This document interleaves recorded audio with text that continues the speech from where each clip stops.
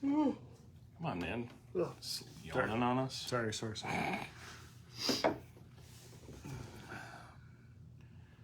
All right, we're live. Looks like we're live. Yup. No, there's no live dive. I gotta get rid of that piece of crap. Let's see, delete that guy. I gotta figure out how to redo that. Oh, look, he wants to be in the video. Let's approve that. Send invite. All right, got some people filing in here. Welcome, welcome. Taylor, William, welcome. All right, looks like we got Dr. Nick. Okay. Cool. How's everybody doing? Let's see. I'm gonna get something to set my phone on. Sure. Take a minute. We'll let everybody file in here, and then we'll get started with some questions. Carol's joining. Hey, Carol. 6 people. Awesome. Give everybody a minute to file in. How are we doing, Dr. Nick? Good. Good day here. Let's see. Michelle says you're doing well, and hello. Welcome. Yes. Hey, Michelle. Welcome. So, like, Patrick and I are still kind of cut off, but we'll try to make ourselves fit.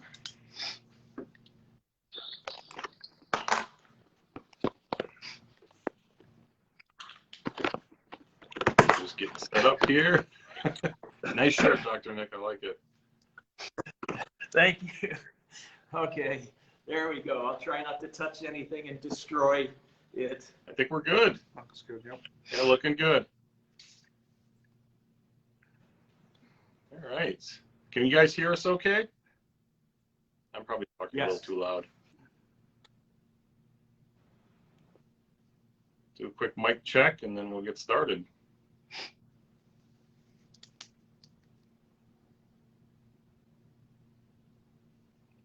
All right, Michelle says can hear. All right, cool.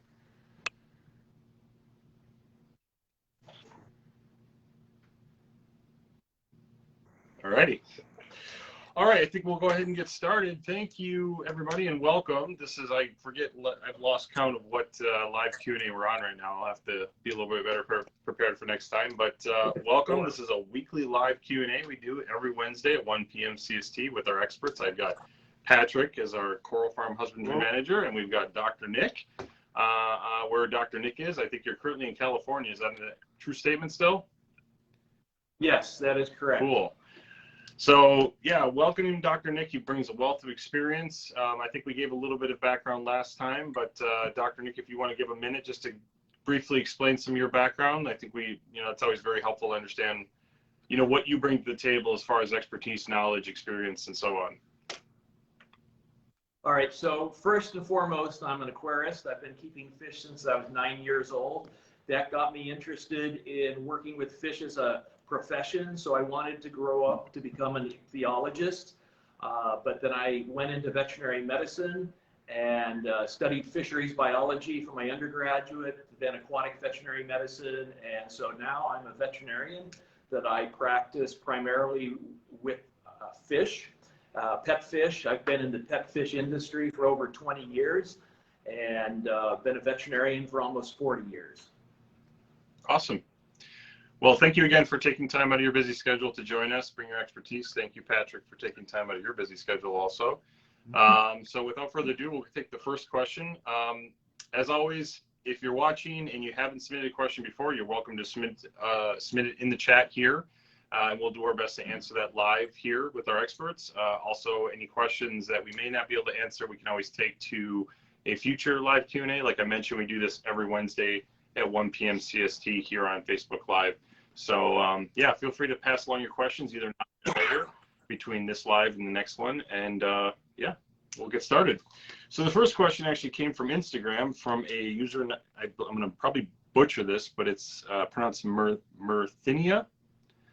How do you decide if you're going to pack a fish with cold or heat packs? I've had 2 terrible instances since December.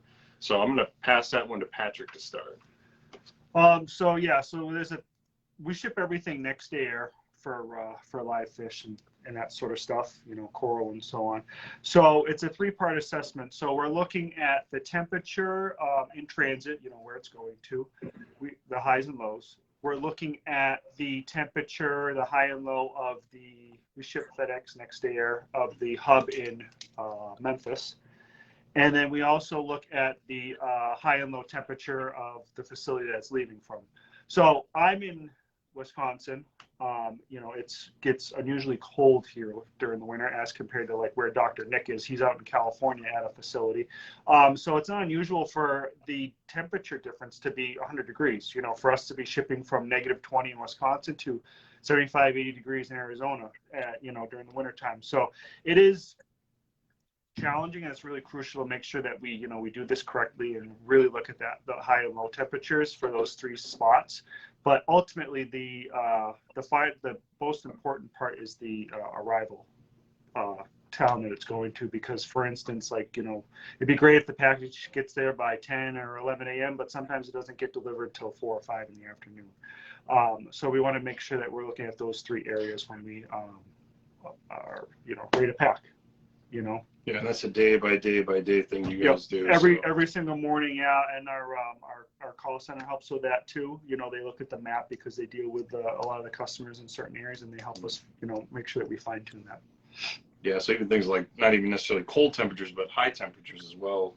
But even things I think in the past, I can remember back, I think to 2020 when we had a lot of we were sort of combating the difficulties logistically with the wildfires out of California too. Mm-hmm. So I know just out of experience hearing you guys work through the challenges, it's, you know, not even just necessarily like extreme weather or like cold temperatures, it's like catastrophes, like those types of things. So right, for sure. I mean, it's not uncommon for us to hold orders. I mean, we try to be over prepared than anything. So if there's a major weather event happening somewhere, we're always very cautious, and we'll hold orders just to be, you know, obviously we want the livestock to make it there in the best quality, and, you know, we care about the livestock. So if it has to sit here for an extra day or 2, that's better for us, it's better for the livestock, and ultimately it'd be better for the customer too. So better experience. Cool.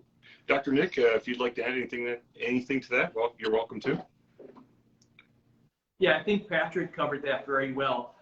The important thing is also for you, the customer, to know when it's going to arrive so that you can plan on being home as quickly as possible. So let's say it was delivered at 10 a.m., but you're working until 6 that day. So now it's sitting on your front porch maybe for, you know, 6-8 hours. And you could be really hot or really cold where you live. So being sure that we send you the information for when the delivery is expected, so you can arrange to get that package right when it's delivered into the house.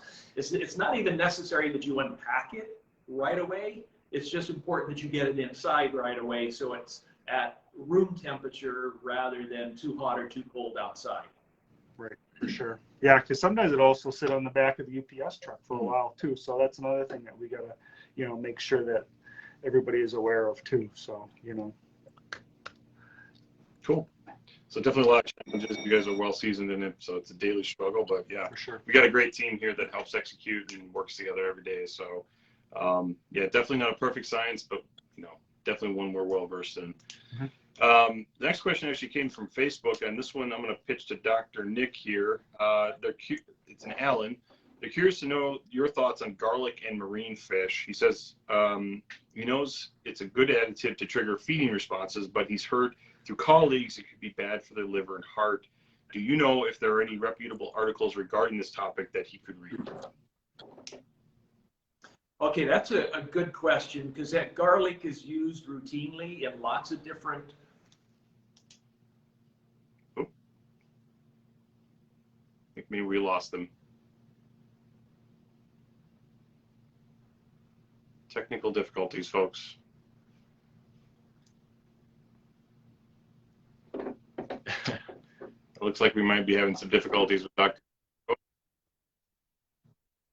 Yeah, I think we got to Dr. Nick. I think we got to restart your answer there, because you cut out a little bit. So if you wouldn't mind just restarting. Okay. So the question is about garlic and food. Yep. So garlic is an important. All right, sorry, I'm getting the echo again. But garlic is important for the diet in stimulating the appetite for fish, so it's used in a variety of different foods. It can be problematic in animals if they eat too much of it. So, for example, if you eat nothing but garlic or nothing but onions, there is a compound toxicity that's built up if you eat too much of it. So there is onion poisoning or garlic poisoning. It's a matter of quantity that you're feeding. So you just have to make sure that it's at the appropriate level. There are some health benefits associated with the garlic for theoretically for immunity, for stimulating immunity, and for improving the blood. So that is another reason it's used. There is an article I found online. It's from Spectrum Foods. The website is www.feedspectrum.com/nutrition/garlic myths and reality. So if you go to that website, you can read their article about how they use garlic in their food. But in most cases, when you're using a prepared food that has garlic in it, you should be fine. I wouldn't recommend just adding garlic or garlic oil into your aquarium, but using it in the food by a manufacturer should be appropriate.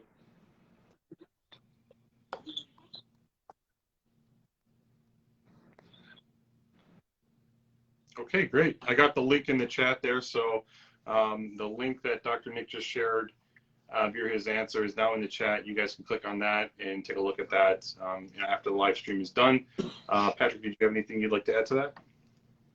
No, I mean, it is true. It's an appetite stimulant, which a lot of foods add it to their, to entice fish to start eating. So like Dr. Nick says, yeah, whatever is in the food is probably more than enough. I think that you should really have to add anything extra to the water. Yeah. So it's really just having like that proper balance, like most things in life, Right. Just the right amount, not too much, not too little. Yep, for sure.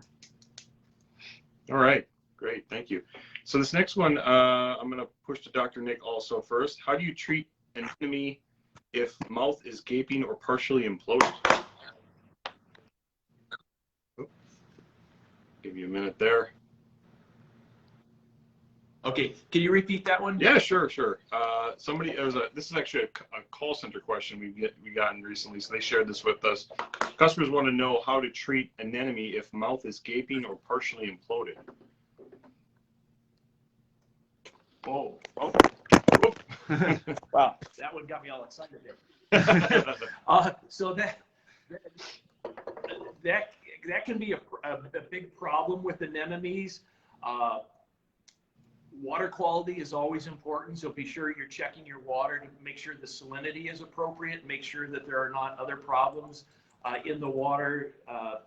Too much ammonia, nitrite, nitrate, things like that would definitely be a problem. You can also treat with some antibiotics if necessary. We do recommend putting them into a quarantine tank to treat with antibiotics rather than trying to treat the whole system. So if you have a separate tank that you can move the anemone into, that's always the best way to go. And then you can treat it with the different antibiotics. There's some doses there. I know, Patrick, you've used some of those different doses. You want to go through what you've used? Yeah, so here in the coral farm, we have awesome luck with using ciprofloxacin on carpet anemones and rideri anemones especially. So we'll actually put them in a bin with approximately maybe about 5 gallons of water or so, and we'll use a 10-gallon dose on that. So it's basically double the dose, and we will do that twice a day for up to a week, depending on how the anemone acts. Generally, if the anemone comes in, and we'll do this for all anemones when they come in, or all carpets and all rideri especially. Generally with bubble tips, we don't have to do it. We've done it with sea bays and we've done it with long tentacles also, but we have the best luck with carpets and rideri for sure. But we'll do that for all that variety. We'll do it for a minimum of 3 days up to a week if need be. But generally, you'll see improvement. The quality of the anemone will improve in the bin. So we'll do it twice a day, and you want to make sure that you change the water and you clean out the quarantine tank really well in between. Generally, we use a bin with a heater and an air stone just to gently circulate the water. Anemones tend to really get themselves in trouble when you have some type of mechanical filtration in there. They tend to always find the intake. Yeah. So we just use an air stone for circulation. But yeah, I mean, and the dose on that ciprofloxacin, there's 250 milligrams in. Is that in the 5-gallon tub? Yeah, the dose I'd have to actually look up because we just double whatever the recommended dose is. So off the top of my head, I don't know what it is. Yeah, but I know the dose is for 10 gallons, and we'll use that one dose for 5 gallons. So out of those, it'd be about 250 milligrams in the 5. Okay. So out of those anemones, like, do you find one that's typically more challenging than the other, or are they all kind of the same? I mean, Ritterei anemones are, I feel like the arrival quality is the biggest indicator of how the anemone is going to do. I find that they need the most pristine water qualities, flow and stuff like that. They tend to be very finicky. Carpets are generally pretty hardy. Bubble tip anemones are pretty hardy as well. Long tentacles, if their base is not damaged, then I would say that you have a good shot of, the anemone pulling through quarantine. But it's generally how the anemone is handled prior to, how it was harvested from the wild. Okay. Awesome.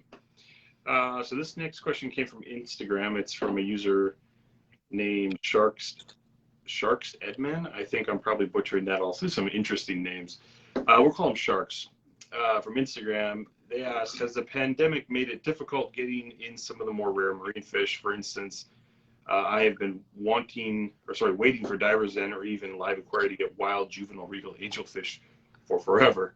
So I'm going to pass this one to Patrick first because honestly, that's really kind of on target with some things going on here lately. But. Yeah, I mean, so the pandemic has made everything difficult, getting all types of everything, whether it be food, gas, or products, electronics. Yeah, so I mean, fish are no exception. And with fish being perishable, they need to, their transit time they're limited to just getting it here as quickly as possible. So there's no by cargo or anything like that. Everything has to be done by air. So yeah, some of that container space, it generally gets bumped off pretty regularly. We'll be expecting shipments, every day, every other day, once a week, whatever. And a lot of times it gets canceled or postponed because there was no container space. Because a lot of that container space goes to the highest bidder, and first come, first serve. So yeah, so there's fish are no exception to the pandemic. Regal Angel fish are a finicky fish. They are considered an expert-only fish, so they only come in under our Arrive Alive guarantee. So with that being said, we have a 30-day minimum conditioning process for the fish here in the coral farm, and also in the coral farm, sorry. Ian's pulling up the next part. So we have brought in a few into the coral farm lately, but sometimes things don't go as planned. I mean, that's kind of the nature of this hobby. Sometimes things just don't make it, and I'll continue to order them and bring them in. But I can say on a positive note that we do have captive bred Regal Angel fish available right now, juveniles. And since they are captive bred, that means that they were born in captivity and they're used to captive conditions, and they are eating pellets like no tomorrow. I mean, they actually prefer pellets over brine shrimp. So that whole feeding issue just kind of goes out the window because they're captive bred. So they're naturally just as hardy as a captive bred clownfish.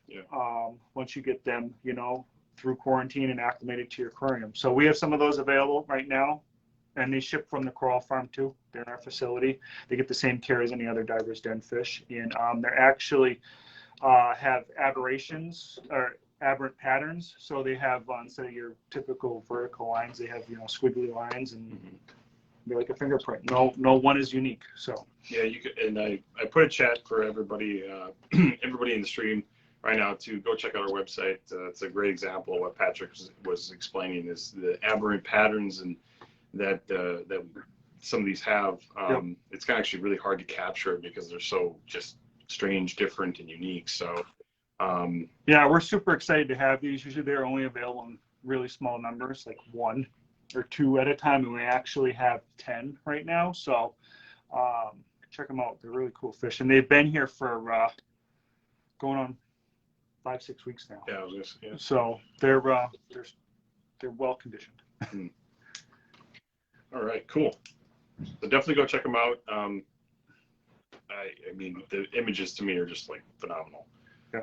All right, this next one is also from the call center. I'm gonna pass this one to Dr. Nick first. How do I know if my fish tank is healthy? So this is kind of really a broad question, but maybe Dr. Nick, if you can, Patrick, you can weigh in on this too. Just provide some general guidelines for people to understand how to know, like, what are some of the warning signs to detect if their tank isn't healthy or is healthy.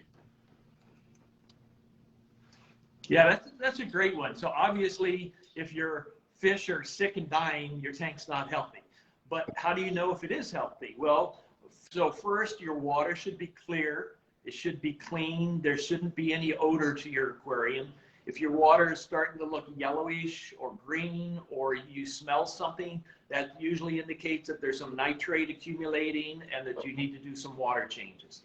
The next way to tell how well it's doing is to run some water tests. You can buy the water test kits or strips. The strips are really easy to use. You just dip them into the tank and then compare the colors on the pads to the label on the container, and it'll help you measure what your water quality is.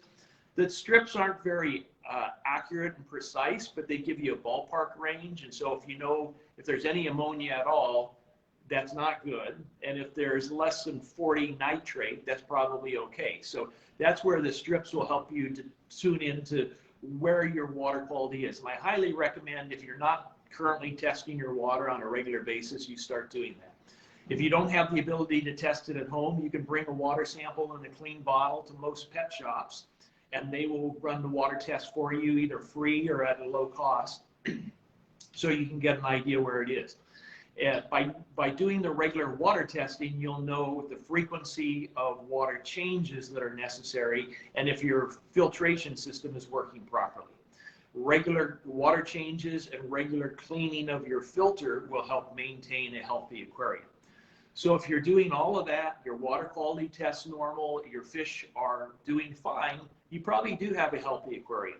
But sometimes your fish may have problems that you don't know. So it's always good to observe all of your fish, especially at feeding time. When you feed your fish, they should all come up and eat right away. They should all actively swim to get to the food. Now, depending on what kind of fish you have, there are some nocturnal feeders that come out at night. You may not see them during the day, so it's important that you add food at night for them so that they'll have food available to come eat. But when you feed your fish, if the fish are sluggish to come to eat or are not eating, that could be a problem. You'll also be able to see if some fish are bullies and chasing other fish away from the food, which of course will be indicate that maybe your compatibility is not quite right. You may need to add more hiding places to the fish, make it more secure for them so that the fish don't get picked on by other fish. Looking at the fish directly, you want to see that they're swimming normally, that they're not sitting on the bottom, unless of course they're bottom fish. They're not floating at the top and unable to swim normally. They're not floating sideways or head up or head down. So if all the fish are swimming normally, then look at their fins. The fins shouldn't be ragged. They should be nice and clean.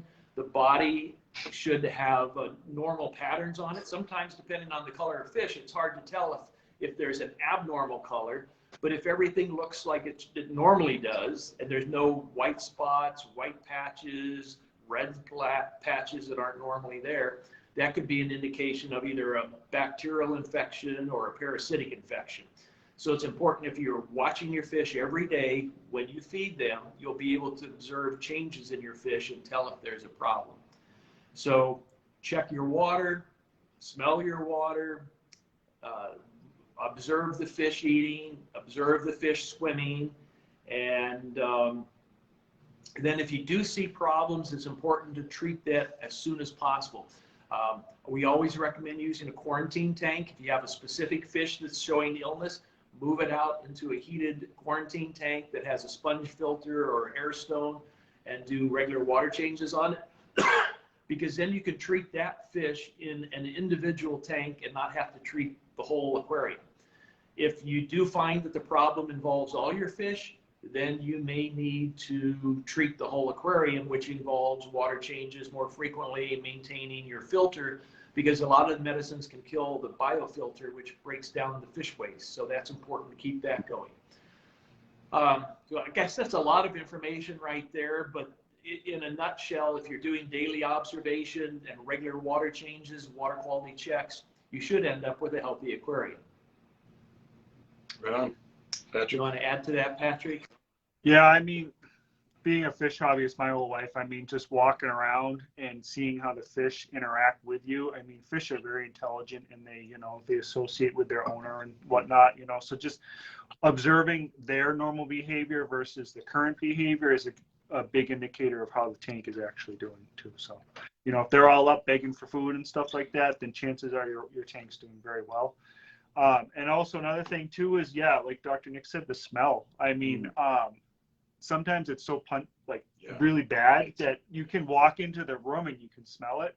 Or if you have someone like a guest or somebody over and they're like, wow, you know, what's that smell? Then, you know, it's probably a fish tank, you know, so you may want to check your water and, you know, you may be lacking on the water changes, or maybe, you know, if you have a larger fish in there, that might have perished and that will really stink up the room too. But yeah, generally just pay attention to your fish, you know, if they're acting normal, you know, then most likely everything is fine, and make sure you keep everything on a routine. You do your checks and your water changes on a routine basis, you know, and everything should be okay. Awesome. Thank you both. So we actually have a question from the chat here from Alex. Have you seen any hardiness or life expectancy gains in farm-raised Mandarin Gobies or wild-caught?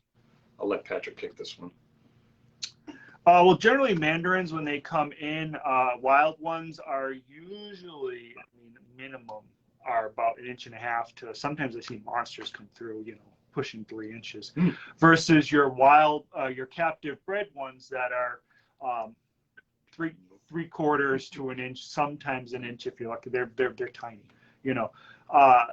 The captive bred ones, we've had numerous ones here that we've thrown in our tanks, like the ones behind us, and they shoot, I mean, they've been in there for years and they just kind of lurk. They come out and they're like, wow, where'd this guy come from? You know, completely forgot about him. So I would say no issue with life expectancy. I mean, because probably when they first became available 4 or 5 years ago or so, we still have a couple that are from that original batch that are just hanging out in our tanks here, eating pods and picking up brine shrimp and stuff like that. The wild-caught ones, yeah, I mean, they come in any degree of condition. I mean, some of them are really good. They're eating brine shrimp within 30 days. Some of them are just so emaciated that they fail to thrive. So captive bred all the way, for sure. Yeah. You know? Cool. All right, I think we got one last question. We're just getting to the end of this one. So this one also comes from our call center. Why does my fish want to hide in the back in the filter area of my tank? So I'm assuming this is like, you know, those all-in-one type tank setups where the filtration chambers in the back. I guess I've never had a fish that actually wants to get back there on purpose. I've only ever seen it be more of an accident. So yeah, I mean, if it is a tank that is kind of all inclusive where, you know, the filter is in the back, I would say it's purely like, I wouldn't say an accident, but it's gotten in the habit of kind of jumping back there and hanging out back there, which is not a safe spot for it by any means. I mean, there's no protection from the return pump. It could get sucked right in. So you definitely want to put, you know, some sort of screen or do something to modify the tank so it can't get back there. The way I first read the question was, you know, if you have like a mechanical over the tank filter and it might be hiding behind the intake tube. That's a good way to put it too. Okay. See, I thought that, I was thinking completely different. Yeah, I would say that it's probably you don't have enough hiding spots in the tank. You know, maybe get some taller plants. you know, put them in patches around the tank, make sure they're not very sparse.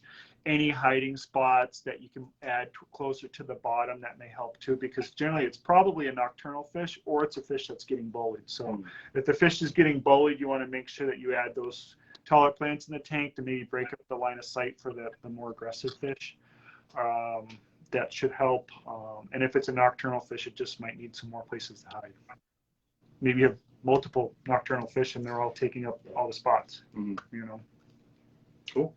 May help with it if we find out what technique. Yeah, that biggest thing is it's probably looking for somewhere to hide because it feels insecure, and that could depend on the other fish in the tank as well. So you have to look at the compatibility between the fish that's hiding and other species in your tank.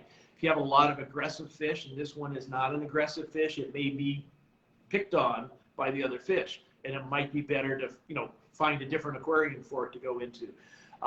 But in many fish, if they don't have a place to hide, they'll try to hide all the time. If you give them a nice little caves or tubes or, you know, plant bunches that they can actually hide in where they know they have a secure spot, they'll come out more often because they know they have a place to retreat to. So that could be consideration. If it's a nocturnal fish that wants to hide during the day but comes out at night, you might not see it at all during the daytime. So you have to also understand what's the normal behavior for that particular species of fish. The best way to judge is when you feed, does the fish come out to eat? And if it's a nocturnal fish, do you feed in the evening, turn off the aquarium light, but have enough light where you can kind of still see in? He should come back and eat at that point. But every time he comes out, if other fish chase him away, then that's probably the problem. Okay, great. Well, I think that pretty much wraps it up for this. And we don't have any other questions through the live chat today. That takes care of our list for today. So first of all, thank you all so much for attending this live Q&A. Like I said before, we do this every Wednesday at 1 p.m. CST. So it's a great opportunity for our experts, Patrick and Dr. Nick, to answer your questions live. So if you happen to think of something between now and next Wednesday, feel free to pass it along to us and we'll add it to our list. But I guess without further ado, thank you, Patrick and Dr. Nick, for your time today. And we'll see everybody next week. Thank you, guys. Bye now. Thank you.